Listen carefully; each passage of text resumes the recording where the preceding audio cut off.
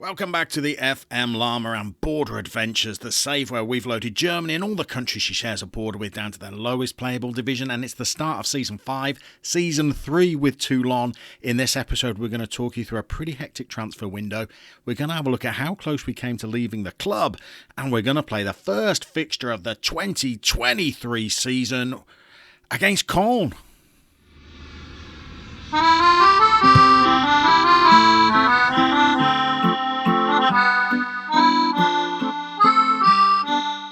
So as hinted in the intro, we came pretty close to leaving the club during the summer. We applied for a club at Grasshoppers. This was a job that really did prick our interest. They invited us for interview. Grasshoppers had somehow got themselves relegated to the Swiss second division, but they're a big club with a massive budget and ambitions of getting back to the Swiss top flight. We went for the interview. They got very hung up on the fact that we couldn't speak German. They weren't impressed with the French and the Polish that we were able to offer them, and so they turned us down. We did get offered another interview in France at Auxerre, a big club, a step up from Sporting Club Toulon. But, you know, if we're going to stay in France, it may as well be with Toulon, where we can build a little something rather than jumping around. We want our next move to potentially be to a bigger club in a different league. So we had a very busy transfer window trying to get a squad in place that might help us out this season. We've let a few players go, including Reggie Perrin, Echeverria. Good to see the back of him after him losing us the playoffs with his terrible throw-ins. Gillikins, who was a good goalie for us in the third division, but really wasn't cutting it last season. And Cormet, who was anonymous for us. And so we have been pretty active. We've sold a couple as well. Madianga's gone. He was a hero in the third division. He's gone to play in Scotland now. Muller, who was never our signing anyway, and we sold to Union Berlin. And Evan Rossier, who is perhaps my worst signing on FM20, or maybe any other version of the game. We've not even recouped our money on him, but I drove him to his new club myself just to make sure that he definitely left. And so we've freshened things up a little bit. Have we improved the quality of the squad? Maybe a smidge. Have we given the squad more depth? Definitely. We've got more than one fullback on each side now. So let's introduce you to our new boys. This is going to be our backup goalie, Thomas Callens. You know, he's solid. He's cheap. Nothing more to say about him. After Callens, we know that we've bought in Husek. We managed to secure his services, so he's now a permanent Sporting Club Toulon player, taking up the vice-captaincy role as well, behind the Moose, obviously. As a backup right-back, we've bought in Sasha Samoan. He is, relatively quick. He can play the wing-back role okay. He's going to be a backup right-back, a luxury we didn't have last season. We know that the Dutch master Splinter has come in. He's looking absolutely resplendent. He's going to be one of our first choice midfielders this season. Maybe as a backup for him, maybe even playing alongside him. We've brought in Rodrigo Zalazar, who only wanted to be a fringe player, has come in at not very much more than the French minimum wage, but has played very, very well in pre-season. We thought he was going to be a backup for us. He might be in the starting lineup, We've brought in a decent option as cover for Backpack and Gillikins on the wings. Sofiane Diop. He's not the quickest, but he's a pretty good all-rounder, and he's rated at 1.4 million. That's the highest value of any of the Sporting Club Toulon players. We have brought in a first choice right back, so we're going to have two right backs this season. Imagine the joy. Ivan Macon, he's going to be our attacking right wing back, so he looks pretty tasty as the first choice right wing back. We've bought in Florian Janot just to bolster numbers. He's going to be a sub or reserve centre-back for us. We allowed Hedegaard to go out on loan when we signed him, so Hedegaard can get a bit more first-team football.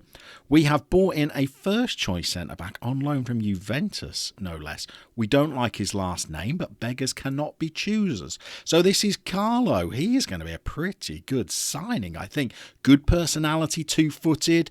He's only 19. You stick one attribute point on all of those different areas of his game, he looks like he could be a player, so maybe he's a little step up.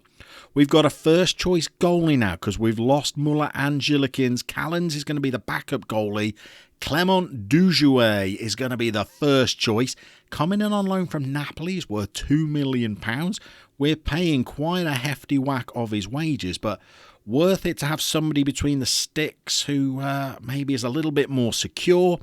And this is maybe our best permanent signing. Souleymane Doumbia, who's going to be our left back. So we don't have to rely on playing Monsecure, and so that we have some cover for Monsecure during his frequent suspensions. He's going to be a pretty pacey, pretty attacking option for us over on the left side. Looking pretty good. So, going into today's game against Caen, this is what the first team is looking like. So, Dujouet is going to be our first choice goalie this season. Doumbia is going to be our first choice left back. We're not going to play Macon today because he's been carrying a knock all through pre-season. His fitness is pretty poor, so Semoan's going to play today, but he's going to be our backup for the season. Husek and Villa look like that. Oh, said it out loud, forgive me. Husek and Carlo are going to be our first choice centre-halves, we think, for the season. Demoy just in front, switching to the half-back role now, seeing whether we can just go and help out a little bit. We're going to play Ribeiro as the attacking playmaker. We really struggled when he had a pretty bad injury last season, so hopefully we can nurse him through this campaign. We're going to give Zalazar a shout today because he looks so good in pre-season. And then the attacking triumvirate of Gilavogu, Anna Pakbaka, and the captain, Petar Musa, who has had a pretty good pre-season, 6 goals in 5 appearances. We're going to give him the nod over Campare today. Campare still not quite got the match fitness, although he did not have the worst pre-season himself. Maybe he'll come off the bench for us today. So let's get into the game. Let's get into the tunnel and send the boys out ready for the opening day of the season. The grass is freshly cut. The players are itching for that first game of the season. Let's try and inspire them. Show me what you can do. We know that Caen had a pretty good season themselves last year, so this is by far not the easiest game we're going to have this season, but we are up and running. They have got Sasai in goal. Not sure how solid he will be for them. And we're attacking, what are we in? Minute 8. Here's Doumbia. New left back, little back heel, very cheeky. Cross in. Gila Vogs gets us off to a motoring start. Morgan motors in at the far post. Nice little placed header.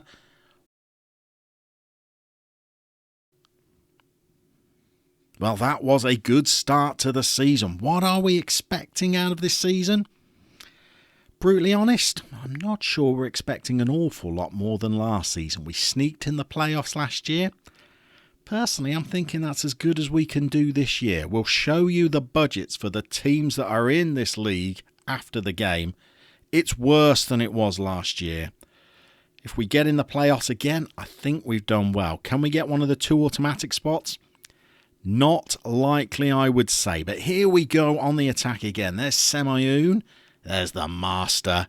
Zalazar's a player to look out for. He had an excellent pre-season. There's the cross in. Ribeiro, can he get it out wide? He's gone back to the master. Why wouldn't you? Splinters like a magnet. Here's Doumbia. I think he could be a step up from what we had last season. And I warned you, Rodrigo Zalazar. Now, he needs a lockdown haircut, granted, but this young man looks like he could be a bit of a steal on a free transfer. 425 bunts a week.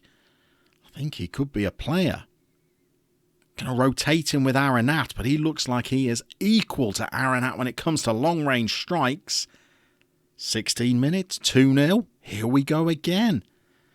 As that player, whose name we will try not to say out loud, gets it to Gilavogu down the right. Oh, the Moose. Expect a little bit better from the Moose. Corner now. We are firing on cylinders today. There he is. The big man resplendent at the far post, sending arrows into the crowd. We're going to tentatively say the Moose is back in good graces after last season's episode that he had. Opening day of the season, first goal of the season, 3-0 against Caen. Not a bad little start. Brandon Soppy has picked up a booking. Popular with the ladies, Soppy. What have we got? Salazar's pulling an 8.1 at the moment. We're on the attack again. It's Ribeiro playing that playmaker role. Gilavogu's got his second goal, his second header of the game. Well, we scored 3 headers, 1 long-range screamer, 37th minute. I tell you what, this is a good start from the boys. Not getting carried away, though. We know we had some great runs of form last season, and then we had some significant blips, partly caused by the squad not having any depth whatsoever. We're so comfortable with the depth of the squad this season, we've allowed people like Hedegaard to go out on loan and get some experience. So we're a little bit more confident in that regards. But we again have the lowest budget in the division, so the quality of the players, even in the first team, I don't think compares to the top teams. But we're going to be honest, we're going to be hard-working. We're going to have a little bit of creative spark where we can. And of course, we've got icons like the Moose. What can we build down here then? Gilavogu's having a good game. 2 goals already. Here's Ribeiro pulling the strings in the midfield. Backpack having a 6'5" winger means he can win aerial duels. He's slung one in. Oh, Gilavogu could have made it a hat-trick of headers. You would have fancied the Moose to have tucked that one away if it had fallen to him. Backpack's picked up a little knock. That's not ideal. But let's get into the half-time talk. I think at 4-0, it's pretty safe to say that was a good performance. But the knock to Backpack means we're going to... Sofiane Diop has a knock of his own. So I think we're going to leave Backpack on for the moment. And maybe we'll give Diop the last 30 minutes, even though he's carrying his own injury. There's Husek. Had a very quiet end to last season once we signed him. So we're looking for a bit more from him. Looks like they have come out. Have we done the wrong thing at halftime, actually praising a 4-0 halftime lead? Maybe we should have given them the don't get complacent talk, even at 4-0 up. But even if the score stays like this is still one heck of a performance. Here's Semayoun. He certainly hasn't looked too bad as a backup option at right back today. Making a bit of progress. He's got Gilavogu with him, but he goes back to the Dutch master. He's just painting masterpieces back there. Can we get the ball in? Here's Gilavogu. It's the Moose. Lays it back. Salazar playing it around. Once Salazar has stung the palms of Sai. Never had a follow-up to that Gangnam style, did he? Okay, Backpack is struggling. Let's go for a little bit of Sofiane Diop. Certainly not a bad player to be bringing on. Just wish he was a little bit fitter. Maybe treat ourselves to another change as well. I think we might even see a little bit of Campare for the last 20 minutes. Let's get him in his... advanced forward role. A little bit sedate in that second half. Here we go. We're in again. Who scored? Is it Joel? It's Joel Ribeiro. Cool, you don't associate the playmaker with headers. 4 headers for us out of 5 goals today. We are the Wimbledon of French Ligue 2. And that is looking even more convincing. 5-0. Soppy's pulling a 5.8. We're in again. Another header. And Diop has snuck in at the far post. Hints of offsides, perhaps. Linesman's nowhere near up with play, so he's not giving it. 6-0. Salazar. Gilavogu is excellent in the air today, and well, looked like it could have been an own goal rather than a goal for Diop, but he's taking it, he's celebrating. And we're going into the last 10 minutes looking absolutely immense. We're going to make one more change. Swap Splinter for Tom Luche. And, well, we can just knock it down to balance and coast our way into full time. 6-0. That certainly sends out a bit of a message that we have got over our playoff heartbreak from last season. And I'll tell you what, the boys have not done too badly. We are top of the table after a game. We're not expecting that to last, but Well, not bad. This is why we were a little bit downbeat by not getting the Grasshoppers Zurich job. If we have a look at the spending power of the different teams in this division, we've got Montpellier, who've been relegated from Ligue 1, looking at an almost £12 million a year salary now. Toulouse have come down with them. They're over £9 million a year on salary.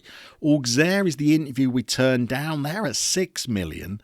And we are still right down the bottom. Even the teams that have been promoted from the National have budgets that are a good 20% bigger than ours. We've upped our budget significantly from last season, and we are still, we're still the poor men of the division, which means we cannot bring in the quality of player, certainly not on the wages that our rivals are offering.